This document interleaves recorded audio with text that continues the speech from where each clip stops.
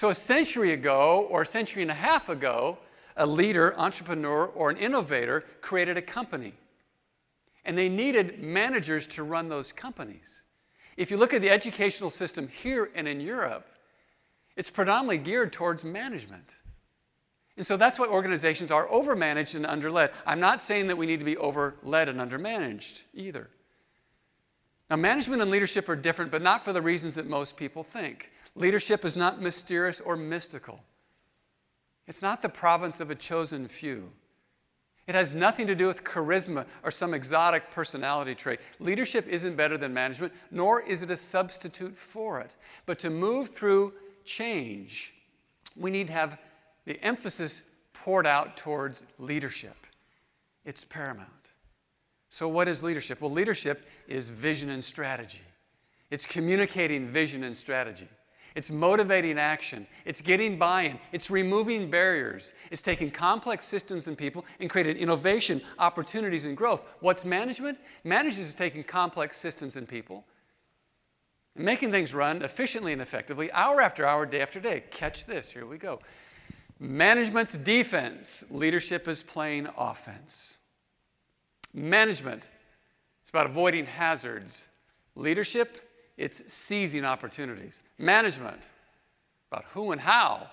Leadership, it's about what and why. Management, it's about what you know already. Leadership, it's about where you want to go. Management, guess what? It's taking complexity, making it simple. Leadership, it's leading change. Hugely different. And the reality is most organizations can't handle leading change. They can't move through change. They can't implement their strategies. They can't fight off the competition. They can't stay ahead of the competition because they're stuck in management. And what we need to do is take this teeter-totter and level the thing out with leadership. Leadership is the name of the game. Listen, I played on 5 teams in 7 years in the NFL.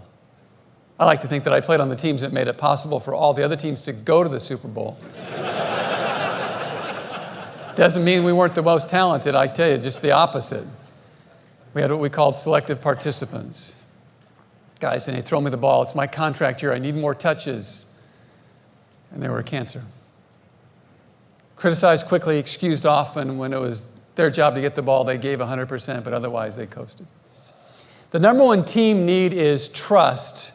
And it's not the kind of trust that most people think. It's not the trust that's called predictive trust, which means I know what buttons to push, the things to say to make you do something. That's not what a great team trust is all about. A lot of people think that that's what it is. Say you performed so well last year, I trust you're going to continue that arc of your performance. It's not it. What it is a vulnerability trust. Listen carefully.